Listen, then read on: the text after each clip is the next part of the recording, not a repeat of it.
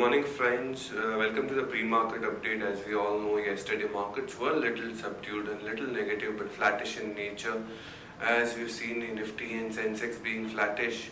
And if you give a look on the flows of Indian markets, FI was little positive, net positive of around 4 crores in index futures, whereas they were quite substantial positive in terms of cash segment is concerned. They were positive with 536 crores. Whereas if you look at the domestic institutions, that is the DII, they were negative with around 383 crores. So net negative in terms of 383 crores. In terms of European markets, how they were stacked up, European markets were a little weak in nature. If you talk about CAC was around 1.8% down, whereas DAX was also around 1.75% down. FTSE was little down than 1%, so that is you can attribute to 0.8 to 0.9% down, whereas the US markets were 0.5% down. If we talk about Dow or S&P 500, both were 0.5% down. Along with that, what we have seen is today's cues, today morning cues, yes, Shanghai is flattish. It is little positive with flattish in nature, and Hang Seng is 1% down, whereas Nikkei is also 1.5% down. So with this, what we believe is Nifty, SGX Nifty is also seem to be 30% negative as per the last ticks. So overall, the result season is gone through today. A very important day, because as we all know, GST bill would be tabled on the Rajya Sabha. So all the eyes would be the passage of GST bill in the Rajya Sabha. Accordingly, market will take its own direction. As per results, it is more of a mixed bag in nature, little negative here and there, but I think markets are little subdued and flattish. With this, we'll understand what are the derivative updates. Good morning friends, we'll give analysis on derivatives.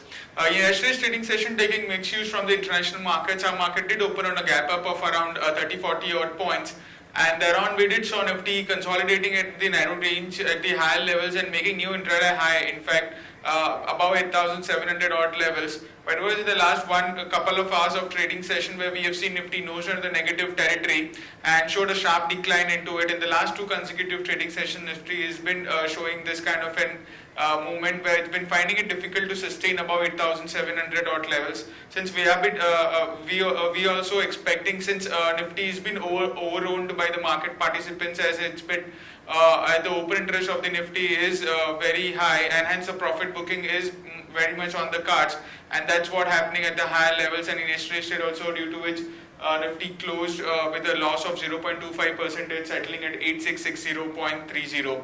Now, on the open interest terms, we did show an 1.5% addition in the open interest.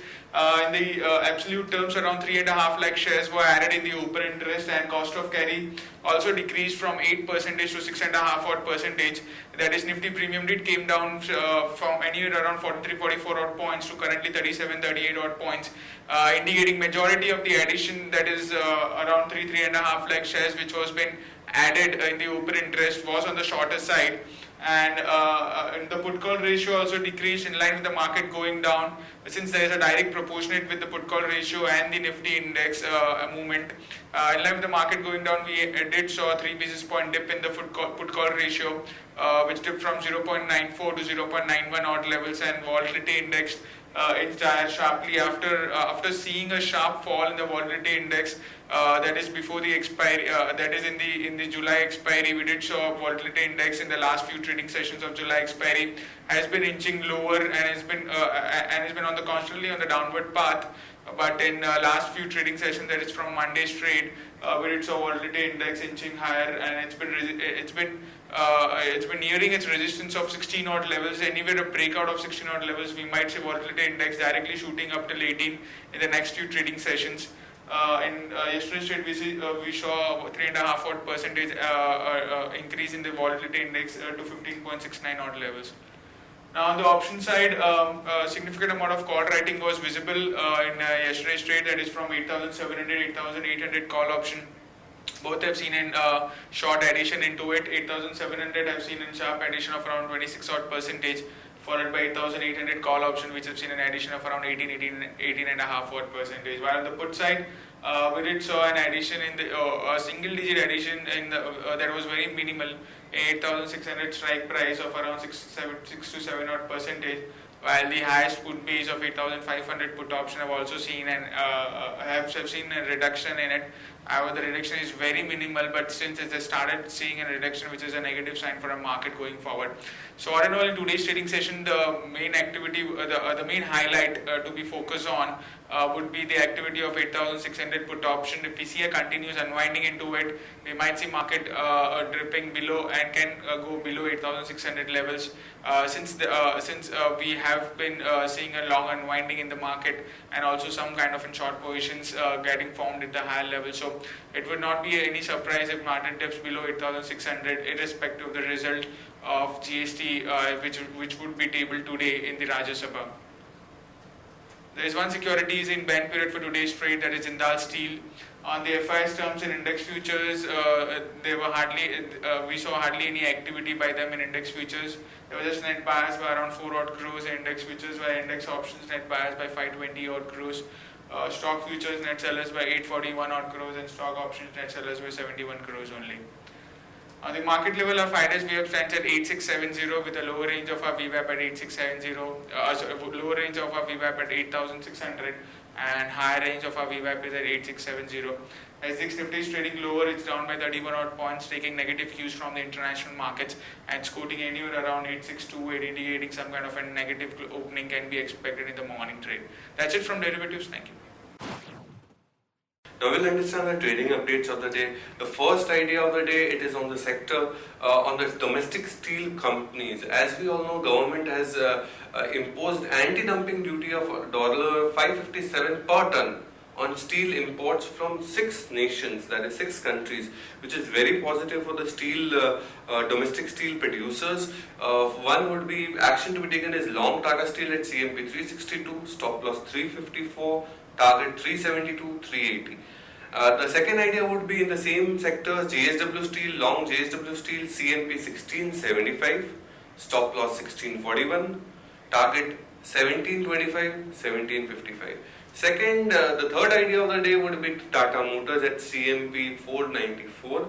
JLR US sales, July numbers are out. If we talk about the sales, 47% higher at 9,200 units versus 6253 units, which is very substantial growth on a year-on-year basis. Action to be taken is long Tata Motors, stop loss 484, target 508, 518. We'll understand the news updates of the day. Government gears up to table GST bill in Rajya Sabha today, as we discussed before. Benami transaction bill passed in Rajya Sabha. Finance Minister warns black money holders not to miss September 30 deadline. Godrej Consumer Products buys 2 hair care companies in Zambia, Sniggle. L&T Infotech announces strategic partnership with Pega Systems. UIDA extends undue favor of 4.92 crores to Wipro according to the CAG reports. Greenply Industry gets shareholder approval to issue shares via QIP for up to $1 billion. Century Ply will sell its investment in Unit Innovation Pacific Singapore, not yet signed. Any pact may do so in next 3 months.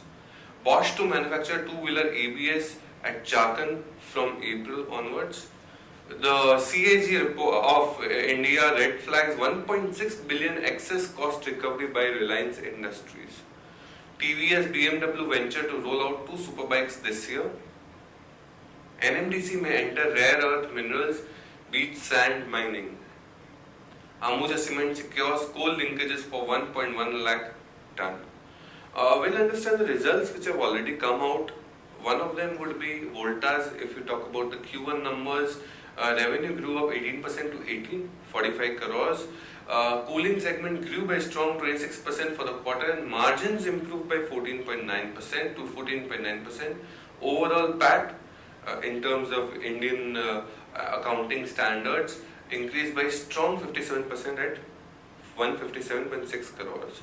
Rico Auto also posted a stellar set of numbers. If you talk about the operating numbers, which was surprising and it was very positive for the street taken it very positively. Consolidated top line grew 8% on a YY basis to 272 crores, whereas the estimates were around 269 crores. Greaves Cotton Q1 net profit was down 39 crores and revenue has rose by 5%. If we understand the results which is going to come out today, the important ones are Cadila Healthcare at the estimated PAT would be 405 crores, HCL Tech 1918 crores, Imami 90.3 crores, Capital First at 55.9 crores, and Titan 184 crores.